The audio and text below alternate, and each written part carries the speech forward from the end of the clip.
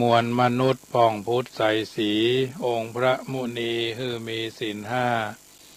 สร้างสมกุศลผลบุญหอมป้อปัญจศีลาใหญ่ล้ำพระพุทธองค์ทรงวาทศีลเป็นเบื้องต้นความดีประมุขธรรมมกะวิถีเป็นของดีสืบไปหน้าสืบไปหน้า10 นิ้วกราบแนบใต้ไหวสาปารมีธรรมในครูบาอาจารย์พระมหาเถรานุเถระท่านเจ้าคณะพระสังฆาธิการทุกรูปทุกตนขอความสุขความสวัสดี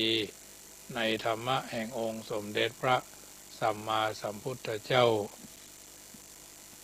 จงมีแก่บรรดาสาธุชนท่านผู้ฟังทุกท่านที่ได้มีโอกาสเปิดเครื่องรับฟังรายการเสียงธรรมก่อนรับตาทางสถานีวิทยุเพื่อการศึกษาพระพุทธศาสนาและวัฒนธรรม FM ความถี่ 104.50 เมกะเฮิรตซ์ วัดฝ่ายหินตำบลสุเทพอำเภอเมืองจังหวัดเชียงใหม่เป็นประจำเมื่อค่ำยามแรงของแต่ละวันทุ่มเช้าถึง2 ทุ่มโดยประมาณญาติโยมสาธุชนก็ติดตามฟังกันได้ค่ำแรงของวันนี้ก็เช่นเดียวกันหลังจากที่ได้ว่างเว้นกันไปฟ้าฝนก็มาอำนวยความสะดวกคือเตื้ออย่างแต่คืนนี้มันมีงานขาวดำเกิดขึ้นเอาก็จำเป็นจะต้องไปแจ้งใจท่านพระครูอยู่ว่าบางทีก็มีงานอย่างวันพุธเนี้ยก็ไม่ได้จัดรายการแถมแต่จะส่งเป็นเทปเนาะส่งจะเป็นเทปเพื่อท่านพระครูเปิดเพราะว่า มามันว่างเว้นไปไหนวันพุธนี้ก็ไปงานบำเพ็ญกุศลศพซึ่งในตำบลใกล้เคียงกันเนี้ยครูบาอาจารย์ได้ล้มหายตายจากอายุ85 พรรษา56นะวันพุธนี้เป็นคืนสุดท้ายคณะสงฆ์ตำบลมะกอกนครเจดีย์ตำบลแม่แรงแล้วก็ตำบลท่าตุ้มจะได้ไปเป็นเจ้าภาพร่วมกันณวัดไร่ดงบะคับตองตำบลน้ำดิบอำเภอป่าซางแต่คืนนี้ก็ฝนตกคืนก่อนเป็นวันศุกร์เนี่ยก็ถือว่าก็ได้ห่างกันไปเพราะว่าเป็นยังญาติโยมแต่ทั้งนี้ทั้งนั้นน้ำทำคำสอนทุกครั้งทุกโอกาสก็พยายามรังสรรค์เลือกสรรเอามาให้ญาติโยมฟัง40 นาทีเป็นเวลาที่มีค่าสำหรับอาตมาภาพก็พยายามเอากลไกเอาสิ่งที่มันเป็นสาระก็จะได้เปิดสายให้ญาติโยมโทรกันเข้ามา10 นาทีสุดท้ายเนาะญาติโยมบ่ได้โทรเข้ามาช่วงรายการก็เป็นอย่างมาตอนของวันเนี้ยบ่ายของวันเนี้ยขึ้น96บ่าย 2ถึงบ่าย 3วันจันทร์นี่นะวันพักเที่ยงวันถึงบ่ายโมงนะ96เนอะแล้วก็วันศุกร์ก็8 โมงเช้าถึง9 โมงเนี่ยอันนี้เป็นเบอร์ที่เป็นนั้นสถานีที่จัดรายการ96มีอยู่3 วันเนาะวัดพระธาตุ วัดฝ่ายหินนี่มีทุกวันทุ่มเช้าถึง2 ทุ่มเว้นวันศุกร์เนาะอันนี้ญาติโยมก็ติดตามฟังกันไปได้ ตนได้ก็แล้วแต่เพิ่นเอาธรรมะมาไขเอาธรรมะมาแก้เอาธรรมะมาเพิ่มเอาก็พยายามเก็บเกี่ยวเอาที่มันเป็นสาระที่มันอันเป็นมันเป็นอัตถประโยชน์บ่ต้องไปพะว่าพะวงเรื่องหั่นเรื่องนี้เพิ่นฮ้องว่าฟังเอาเนื้อความฟังเอาเนื้อหาสาระฟังเอาที่มันเป็นกิจลักษณะพระองค์ตนที่ก็มีโอกาสได้ไปบ้านท่านได้อาตมาภาพก็ไปเป็นบางบ้านไปนมัสการก็ดีไปไหว้สาก็ดีไปเอาผายแผ่ใจบุญไปแวะไปเวียนก็เป็นบางบ้านที่เพิ่นมีศรัทธาอันแรงกล้านะถ้าเพิ่นเบาตอนถ้าเพิ่นบ่มีใจศรัทธาเอาก็สามารถที่จะไปแวะไปเวียนไปยื้อไปใจซึ่งกันและกันได้ค่ำคืนวันนี้ก็จะเรื่องน้อมนำเอาเรื่องของตนเป็นที่พึ่งของตน ธรรมชาติได้สร้างคนเอามาเพื่อเป็นที่พึ่งของตนบ่ใช่คือเกาะอาศัยอยู่กับคนอื่นฝ่ายเดียวดูแต่อวัยวะในร่างกายมันก็มีอยู่พร้อมเพื่อจะรับใช้ อำนวยความสะดวกความสุขให้แก่คนเฮาโดยสมบูรณ์ แม้ว่าตลอดเวลาที่คนเฮามีชีวิตอยู่จะมีการเกี่ยวข้องอาศัยอยู่กับคนอื่นเสมอเช่นอาศัยพ่อแม่ครูบาอาจารย์มิตรสหายเป็นต้นก็ตามนั่นเป็นเพียงเพื่อช่วยกันสร้างสรรค์ประโยชน์สุขหรือความเจริญก้าวหน้าให้แก่กันและกันได้รวดเร็วยิ่งขึ้นเท่านั้นไม่ใช่เพื่อฮือแห่งฝ่ายหนึ่งก็อาศัยแต่ฝ่ายเดียวเท่านั้นความจริงการมีชีวิตเป็นอยู่แต่ผู้เดียวมีการเกี่ยวข้องกับคนอื่นแต่น้อยน่าจะทำให้คนเฮาอยู่เป็นสุขอย่างพอเพียงแล้วทีเดียวเพราะยิ่งถ้าคนเฮาเข้าไปเกี่ยวข้องกับคนอื่นนักยิ่งขึ้นเพียงใดความสงบสุขของตนย่อมดูจะเหมือนลดน้อยลงไปเรื่อยๆ ว่าเขาจะเกี่ยวข้องกับคนอื่นในฐานะผู้มีพระคุณในฐานะมิตรแก้วสหายคำผู้ร่วมการงานหรือในฐานะคนฮักใคร่สนิทสนมกันโดยที่สุดแม้เพียงเกี่ยวข้องกันด้วยความคิดถึงเท่านั้นก็ดูเหมือนอิสรภาพของเฮาก็จะเริ่มคลอนแคลนเสียแล้วคนที่เฮาคิดถึงนั้นปล้นเอาเวลาปล้นเอาความสุขของเฮาไปมากต่อมากแต่ก็ยังดีเพราะการคิดถึงบุคคลเช่นนั้นมันทำให้คนเฮาเป็นสุขตามประสาโลกประการหนึ่งที่ร้ายที่สุดนั่นก็คือการคิดถึงคนที่เฮาเกลียดชังเพียงแต่ได้ยินคำอู้บัลละลื่นหูจากเขาคนเฮาก็เก็บเอามาคิดเก็บเอามาพิจารณาอย่างบ่ชอบกันอย่างบางคนศรัทธาบางท่านบ่ชอบทูตเจ้าวัดนั้นวัดนี้ตนนั้นตนนี้รูปนั้นรูปนี้บ่ชอบท่านพระครูบ่ชอบท่านมหาบ่ชอบท่านครูบาบ่ชอบท่านพระตู้พี่ตู้พ่อตู้อาวตู้อาเนี่ยหรือบางทีบางครั้งศรัทธาญาติโยมบางท่านบ่ชอบศรัทธาพ่ออุ้ยแม่อุ้ยพ่อลุงแม่ป้าโอ้นักย่อยแซมอย่างอันอย่างอีเนาะมันตรงกันข้ามซึ่งกันและกันคนละฝ่ายบางทีบางครั้งอย่าธรรมาภาพนี่ก็เจอมาแล้วเนาะโอ้ตั้งคณะกรรมการกันมาผู้นำหมู่บ้านเนาะผู้นำหมู่บ้านพากันมาพุทธจี้หน้าดาเป็นหมูเป็นหมาก็มีนะญาติโยมจี้หน้าดาท่านอย่างอันอย่างอีตุนะธรรมดาก็ท่านมหาไอ้หรอเอาไปเอามาเป็นตุนี่ตุหูก็อย่างอันอย่างอีตุจากตุก็เป็นท่านนี่เป็นหมดญาติโยมแต่ก่อนอยู่วัดแม่สารปาขามอำเภอเมืองลำพูนนี่นะไปปันศีลปันปอนทูเจ้าเพิ่นมรณะเอาเข้าจะเอามาเป็นทูตหลวงเขาก็ว่าถามครูบาอาจารย์ว่าเขาจะรักษาเอาเป็นเตื้อรักษาไปก่อนดีบดีญาติโยมอาจจะไปหาทูตเจ้าที่หั่นที่นี่มาก็บอกว่ากันเนาะเอามาเตอะนะก่อนที่จะเป็นทูตหลวงวัดจังกั้มนี่ก็เหมือนกันนะอันนี้เป็นวันศีลวันพระเนอะทูตเจ้าก็รู้เรื่องพระฟังเลยญาติโยมการเป็นเจ้าอาวาสนี่ไม่ใช่เรื่องง่ายๆเขาจะต้องเสียสละนะเปิดห้องวัดตัดก้อมศีลเปียงนะญาติโยมเหมือนก็เขาจะไปเป็นพ่อบ้านนะกะเขาจะเป็นพ่อเฮือนเนี่ยอันนี้เขาเป็นพ่อวัดแต่ญาติโยมสุมาเถอะตั้งแต่สากกระเบือยันเรือรบนะถ้าทูตหลวงเป็นแล้วห้องศรัทธาไม้นะเป็นทูตหลวงมันต้องหู้ในวัดมีอย่างถ้วยมีขี้จะถ้วยมีขี้ใบจานมีขี้ใบช้อนมีขี้กู้ซ่อมมีขี้กู้ช้อนมีขี้ใบนะหม้อไหถลายปากกระมังทางเปเสื่อศาสตร์อาสนะหมอนนี่นะพระพุทธรูปนี่ต้องมีบัญชีกะบัญชีน้อยบัญชีย่อยเต็นท์มีกี่หลังนี่นะเก้าอี้มีกี่ตัวโต๊ะมีกี่ตัวต้องหู้นะมันแจ้ว่ามอบหมายให้ตู้แก้วว่า100ก็100ตู้แก้วว่า300ก็300ตัวเองบ่เคยไปยุบนะเป็นเจ้าอาวาสชี้นิ้วอย่างเดียวก็บ่ได้นะอยู่กับกุฏิบ่ได้ก็บ่ได้นะไม่เหมาะนะเปิดห้องว่าชี้นิ้วเป็นทูตหลวงเพียงแต่ชี้นิ้วบ่ได้อย่างเป็นพ่อบ้านแม่บ้านล่ะ พ่อบ้านพ่อมันเนี้ยแม่มันก็เนี้ยอย่าพ่อมันทำแม่มันก็ทำอ่ะพ่อมันกำแม่มันก็กำอ่ะพ่อมันหอบแม่มันก็หอบอ่ะพ่อมันอุ้มแม่มันก็อุ้มนี่พ่อมันกวาดแม่มันก็กวาดอ่ะก็ช่วยกันสบายสบายกะเอาต้องแยกแยะแจกงานอย่าไปกระจุกงานเนาะเหมือนกันนะพ่อบ้านก็เหมือนพ่อวัดพ่อหลวงบ้านก็เหมือนกันไม่ใช่ไปว่าเอาดีใส่ตัวเอาชั่วใส่คนอื่นนะอันนี้ถือว่าเป็นวันพระเลยมาฟังเพราะฉะนั้นโอ้อาตมาภาพเจอมาแล้วอยู่วัดจังคำนี่ก็เจอ4 ยกนะปวดท้อแทบจะเป็นจะตายละยกพิเศษก็ก่อนจะเป็นทู่หลวงพ่อท่อมากัน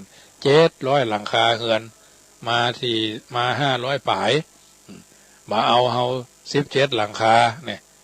นอกนั้นก็เอาพ่องที่เอาแล้วน่ะ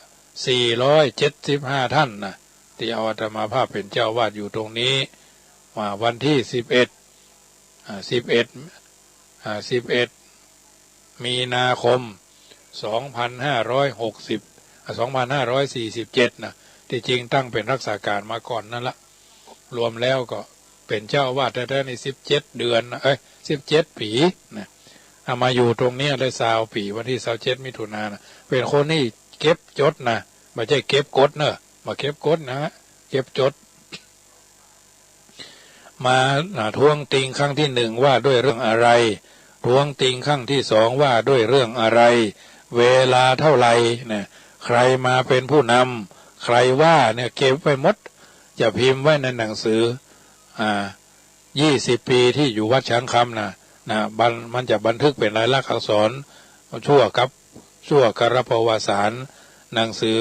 อายุวัฒนะมงคลนี่จะต้องพิมพ์ลงเพราะเขามาจริงเมื่อเขามาจริงเราก็ต้องพิมพ์จริงนะเอาจริงใส่กันนะญาติโยมเอ๋ยไม่ต้องไปกลัวฟ้องขึ้นลงขึ้นศาล2 รายหาว่าทุเจ้ากินสตังค์นี่นะขึ้นศาลมาแล้วนะยกฟ้องปรับไปเลย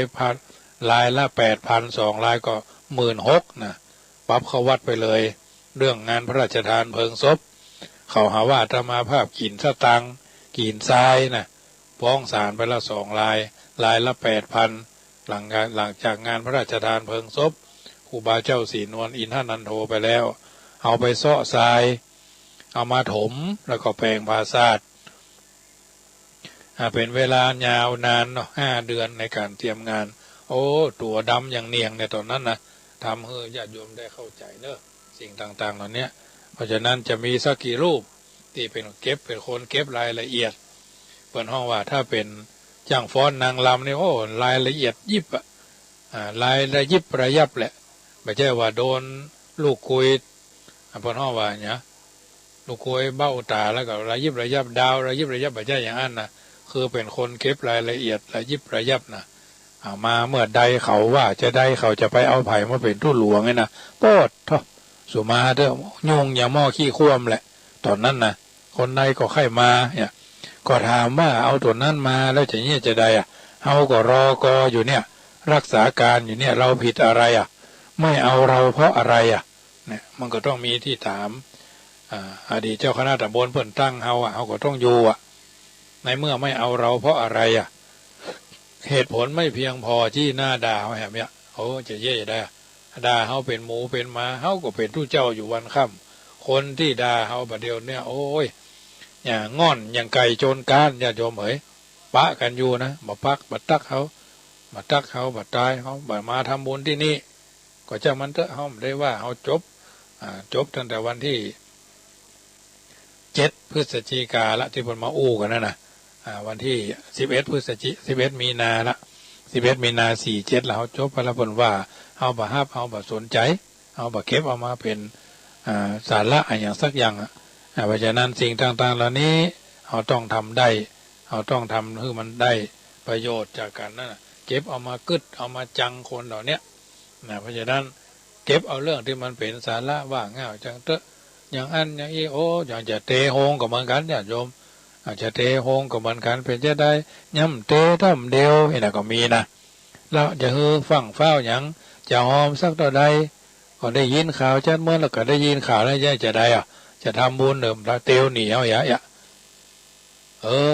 เตะโฮงมาได้ยังบอกแน่ทำละแน่ มันดึงโดนดึงขึ้นดึงล่องนะญาติโยมเนี่ยกุยขี้เหี้ยเจ้าบ้านพ่อหลวงบ้านกับมันกันนะ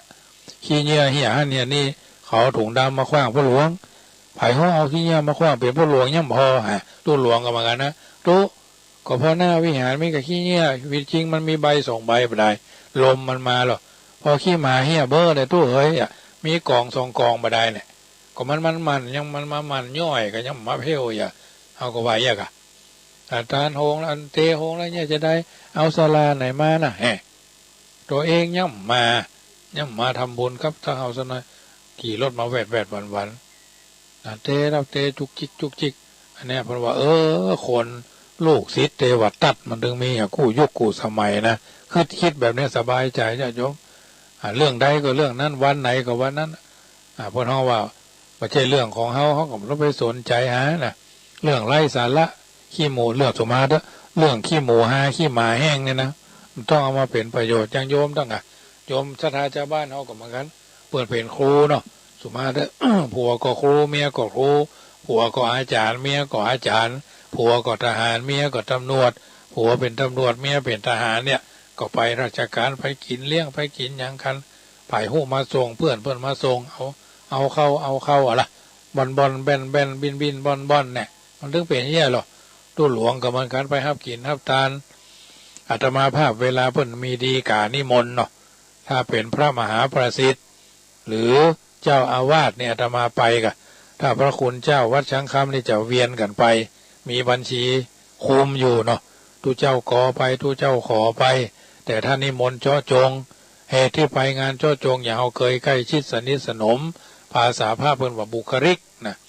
บุคลิกว่าตู้เจ้านิมนต์ท่านมหาอย่างท่านนิมนต์ท่านพระครูสมุวิสุวัตเนี่ยเราตัวอื่นมาเขาก็มาเอาขาดข้องไม่ต้องส่งตัวแทนเนี่ยเพื่อก็จะว่าอย่าเอามีเพื่อนเดียวกันเนี่ยระดับเจ้าอาวาสเหมือนกันเอาทุกเจ้าลูกวัดมาเหมือนกับเพื่อความเคารพนับถือมาเพื่อความเคารพซึ่งกันและกันเว้นไว้แต่ว่าเป็นอย่างเอาตนได้มาก็ได้ขอให้มาตนเตออียังแควนน้อยสบายใจโล่งซุยเนี่ยถ้าอย่างว่านะดีกาหมายเหตุแล้วนะขัดข้องไม่ต้องส่งตัวแทนส่งถึงก่อนเวลา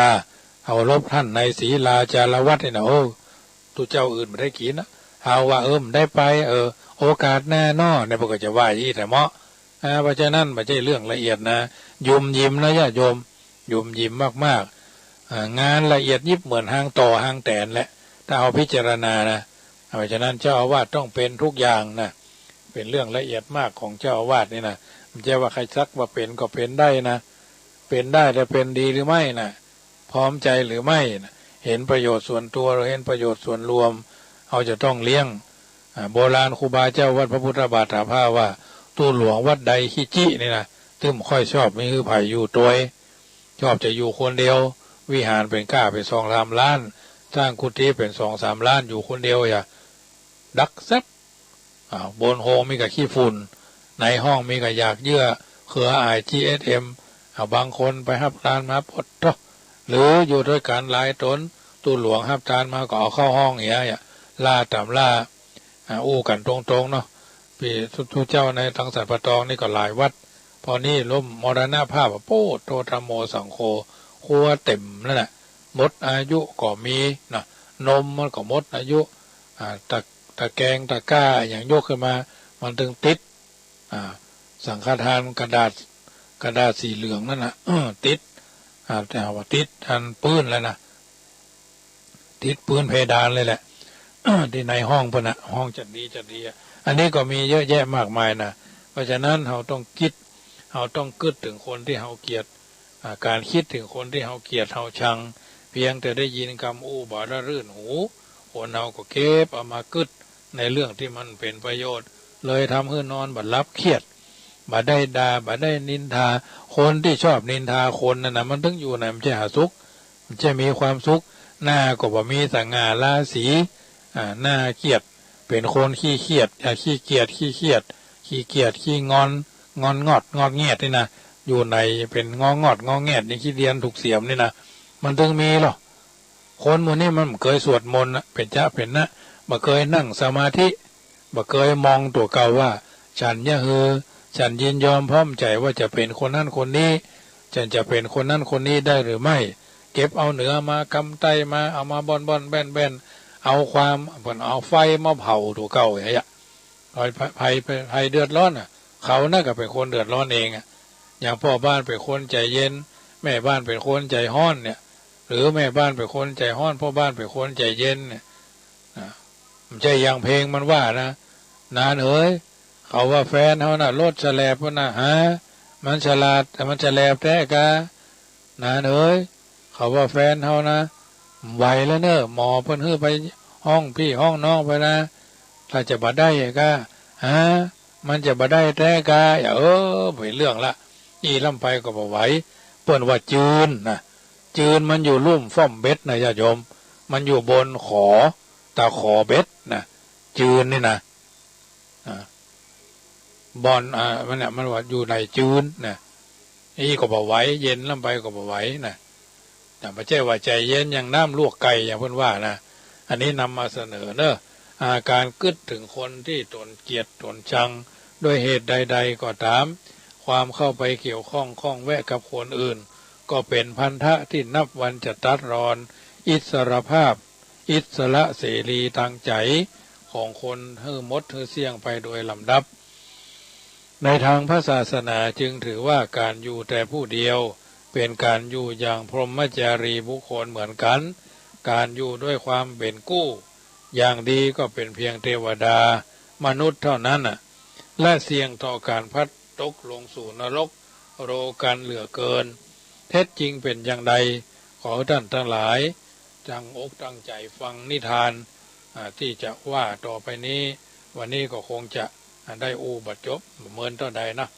เพราะว่าเวลามีน้อยเนาะเวลามีน้อยพระลูกานะ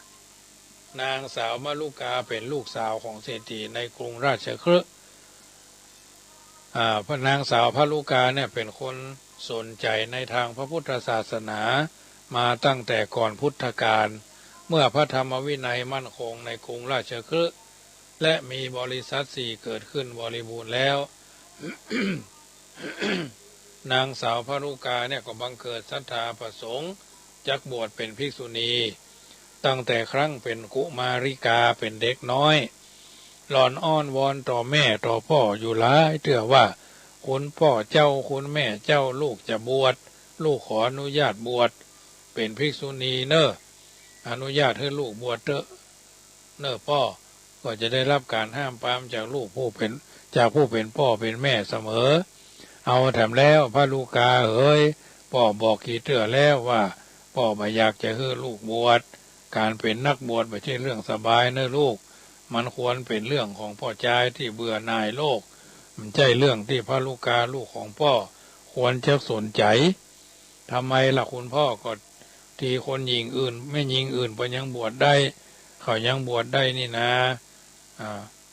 อย่างคุณพัฒนาแม่เขมาสาโคตมี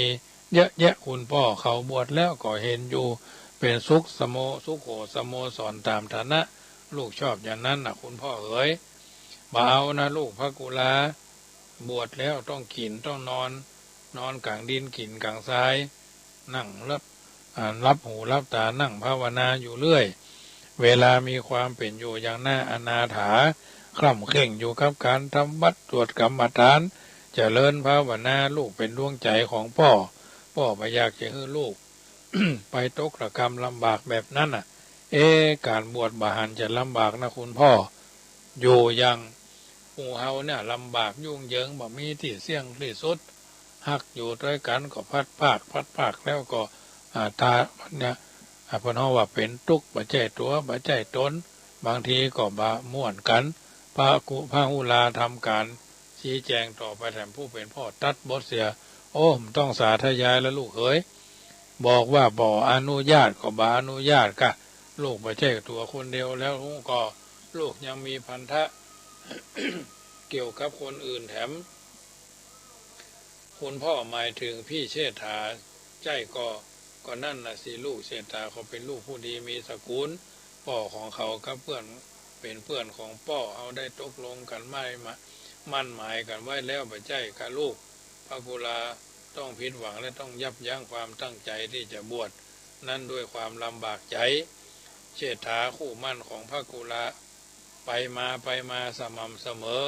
แน่ละเชษฐาฮักใคร่ปรารถนากุลาเป็นยิ่งเพราะเธอสวยทั้งรูปงามทั้งกิริยามารยาทสมเป็นชาติผู้ดีเป็นธิดาของตระกูลที่มั่งคั่งส่วนพระกุลานั้นนับถือฐานะพี่เชษฐาฉันพี่ฉันน้องมากกว่าจักปรารถนาเป็นคู่ครองแต่เมื่อความเป็นตั้งใจของพ่อทั้งพ่อแม่ทั้งสองแล้วแต่งงานในที่สุดอยู่กินด้วยกันยังมั่มตันโท่นข้ามขวบปีเชษฐาก็เริ่มประพฤติเฉยเมยต่อพระกุลาเพราะความปรารถนาของคนเอาบ่มีที่เสี่ยงที่สุดหันคนนั่นก็งามหันคนนี่ก็งามเหมือนพระอรหันต์ตัวหนึ่งพระพุทธเจ้าเมาสาวเนาะขึ้นไปหันขึ้นไปนี่พุทธเจ้าก็เอาไปเมืองมอนาหกไปเมืองสวรรค์ขึ้นลงในที่สุดกับจำแรงเพศคือพอก้ายเลยทันทีทันใดนะอันนี้เป็นที่สุดความสุขของเขาก็อยู่ที่คนฮักแต่เมื่อได้แต่งงานแล้วความสุขของเขาก็วิ่งไปอยู่กับไม่ยิงคนอื่นมามีที่เสี่ยงที่สุดเมื่อได้แต่งงานโดยคุณธรรมในใจเท่านั้นจะเป็นเครื่องประกันบ่ให้คนเฮาประพฤตินอกอกนอกใจกันและกันสำหรับพระกุลาหล่อนยังมีศรัทธาและบ่ทิ้งความพยายามในการออกบวชจึงออกปากขออนุญาตต่อสามีในวันหนึ่งพี่เชษฐาคะน้องขออนุญาตออกบวชเถอะพึ่งซึ่งทำให้เชษฐาแปลกใจบ่น้อยทำไมล่ะพระกุลาเธอเดือดร้อนเมื่อเบื่อหน่ายอะไรหรือเปล่าทางนั้นมันเป็นความตั้งใจของน้องมีศรัทธามาเมินแล้วอ้ายเหยงั้นพี่ก็เสียเวลางั้นพี่ขอเสียเวลาเถอะพระกุลาอย่าไปบวชให้ยากเลยพี่ยังไม่เชื่อว่าการบวชจะทำให้น้องมีความสุขมันออกจะเป็นการเปลี่ยนแปลงมากไปหน่อยในความรู้สึกของอ้ายพี่บ่อยากจะต้องลำบากยากกายความทุกข์ของน้องมันเป็นความบ่สบายของพี่โดยหู้ก่อแม้พระกุลาจะถูกกีดกันจากเชษฐาผู้เป็นสามีก็ยังบ่สิ้นหวังในพรหมจรรย์เพศหล่อนตั้งใจปฏิบัติบำรุงสามีตามหน้าที่เป็นอย่างดีและลบเล้าเรื่องบวชอยู่เสมอจนในที่สุดนายเชษฐาก็อนุญาตให้พระกุลาบวชตามความประสงค์เหตุการณ์จะเป็นจะใดวันพุกก็จะได้อู้ต่อวันฮือเนาะวันฮือก็จะได้อู้ต่อไปญาติโยมได้ฟังเป็นนิทัศนะอุทาหรณ์เตือนจิตสกิจใจไปตามลำดับวันพุกนี้กลางคืนก็จะได้ไปเป็นเจ้าภาพร่วมในการบำเพ็ญกุศลศพท่านพระครูกิติยานพิสิทธิ์บุญเกิดกิติทินโนอดีตเจ้าวาดวัดมะคับทองไร่ดงตำบลน้ำดิบอำเภอป่าซางเป็นคืนสุดท้ายแล้วก็จะพิธีศพในวันที่28เป็นลำดับไปทางนี้ทางนั้นก็ถือว่าวันนี้คณะสงฆ์ละปูนโดยเฉพาะในวัดพระธาตุหริพูนชัยละปูนมันมีการส่งน้ำกันที่วัดพระธาตุละปูนเดือน8 เพ็งเนาะ8 เพ็งก็ถือว่าเป็นงานบำเพ็ญกุศลที่ทำมากันทุกปีค่ำคืนวันนี้ญาติโยมได้ยินได้ฟังแล้วเป็นจะใดโทรศัพท์ทักทายเข้ามาได้เนอ0615476539เนาะ0615476539อยู่จุดไหนมงใดโทรกันเข้ามาเป็นกำลังใจโยมแม่เรโนโทรเข้ามาก็ได้เป็นกำลังใจโยมแม่ขวัญเมืองหลังบัดช่างเคียนเนาะโทรกันเข้ามาก็ได้บางคนโดยมากก็จะเป็นพลังเงียบพี่น้องทางดอยสะเก็ดเนาะ0615476539ตะคืนนี้ฝนฟ้าเป็นจะได้พ่องทางป่าซางเป็นฟ้าเป็นฝนเป็นบะเฮ็บญาติโยม6:45จัดรายการขึ้นดีนาวบัดตันจบสกรรมปดเนาะเป็นฝนเป็นลมเป็นบะเฮ็บจนกระทั่งทุ่มซาวก็ยังมายั่งเตื้อก็เลยกราบเรียนท่านพระครูสมโมวิสุวัตว่าบ่ไหวเนาะปิดโทรศัพท์ปิดอันเครื่องลิงสัญญาณเลยอันตรายเนาะมันบั่งมาเดียวแล้วก็จะดำหมดละถึงคนถึงเครื่องนะญาติโยมเอ๋ยเขาต้องการจะอยู่แถมเมินอยู่ไม่อยากจะไปเตื้อเวลานี้นะอยู่ชมโลกชมไม้ไปเรื่อยๆขอแหม39 ปีก็6 เดือนบ่ได้จะรวมกันก็ร่วม90 ปีเนาะ อดีตเจ้าวาดวัดจังกรรมนี่ทุกรูปนี่89 91หมดอะญาติโยม4-5ตัวนี่90ปลายแก่80ปลายแก่90เหมือนกันหมดเพราะฉะนั้นค่ำคืนวันนี้ญาติโยมได้ยินได้ฟังน้ำธรรมคำสอนแล้วมอบเป็นปฏิพรให้ทุกคนที่อยู่ทางบ้านอาจจะไม่มีโอกาสได้โทรก็บ่เป็นหยังขอเป็นกำลังใจครับทุกคนที่อยู่ทางบ้านฟังกันแล้วก็ขอให้แล้วเสียยังกรรมภาธนาเจโตปณิธานแต่ละคืนก็ถือว่าได้ทำหน้าที่ของพุทธศาสนิกชนที่ดีฟังแล้วนำไปคิดฟังแล้วนำไปพิจารณาในการดำเนินชีวิตของเราท่านทั้งหลายเจริญพรพี่น้องน้องสีแจงเดี๋ยวนี้นะโอ้แต่คือมาเฮฟลงก่อนแต่ว่านี่มาเฮฟลงฝนลงลมแหมเจ้าไปกับดูเดียวละ หลายรสหลายชาตินะวันนี้มันอัตลักษณ์จริงๆหรอ โมทนาโมทนาเพราะฉะนั้นความจริงคือญาติโยมฟังมันเป็นเจ้าอี้แท้ถ้าบ่ผ่านอย่างอี้นี่แสดงว่าไม่ผ่านนะไม่ผ่านไปเป็นพ่อบ้านไปเป็นแม่บ้านมันถึงมีเปรี้ยวหวานมันเค็มนะเปรี้ยวหวานมันเค็มทุกรสทุกชาติหวานล่ำก็เป็นเบาหวานเผ็ดล่ำก็ยังแควนอยู่ทำให้สู้ซ่ากินข้าวลำเอากินข้าวน่ะถ้ามันจางจะเลิศเพิดเนี่ยโอ้นักแกอาจีกรรมเนี่ยพัดยังพัดกะเพราเหมือนกันนะโอ้มันล่ำก็เลี่ยนนะวันนี้จะมาภาพแกงมะนูนซึ่งพี่น้องเสมิงฝากมาแกงมะนูนว่าตำมะนูน400 ปีนะหน้าวัดแม่สาบเหนือนะเพิ่งมีมะนูนอยู่หัน91อายุ400 ปีก็เอามาตำเลี้ยงศาลาแจกญาติโยมมดลึงนะวันนี้นะมะนูนตำด้วยฝีมือพระธรรมเนาะฝีมือพระธรรมวันพรุ่งนี้โยมเพิ่นเอาไก่ดิบมาถวายบะแกงเพชรก็แกงเขียวหวานนะต้มยำก็บ่อยแกงอ่อมก็บ่อยแล้วนะจะเปลี่ยนเป็นอาหารไทยถ้าบะแกงเขียวหวานก็แกงเพชรญาติโยมแกงเพชรนะมันบะเพชรกับบะลำนะ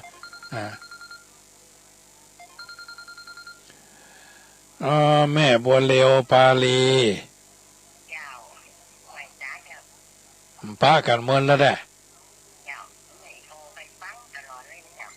แต่ว่ามีฝนมีลมเหรอโอ้แต่ว่าป่าสร้างแถวพระบาทตากผ้านี่นะ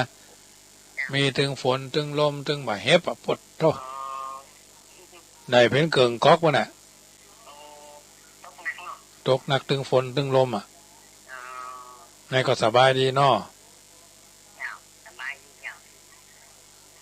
เป็นกำลังใจให้ทุกคนพ้นโควิดเนาะพุทโธเจ้าโมทนาเจ้าแม่บัวเรียวปุ่นบาลีห้วยไซเนาะลูกศิษย์ครูบาอินตาวัดห้วยไซก็เป็นกัลยาณมิตรที่ดีมาโดยตลอดรายการพี่น้องตังสันกำแพงว่าได้ยินเรื่องของตำมะนุนนะตำมะนุนก็ขยากี่เข้าแล้วนะไฟไม่ลองเข้าเนาะค่ำคืนวันนี้สมสมัยได้เวลาเดี๋ยวรายการอื่นเพื่อจะเข้าต่อมาเนาะสัพพะพุทธานุภาเวนะสัพพะธรรมานุภาเวนะสัพพะสังฆานุภาเวนะสัพพะอันตรายาวินาสันตุอายุวันโนสุขังปะลังขอเจริญพร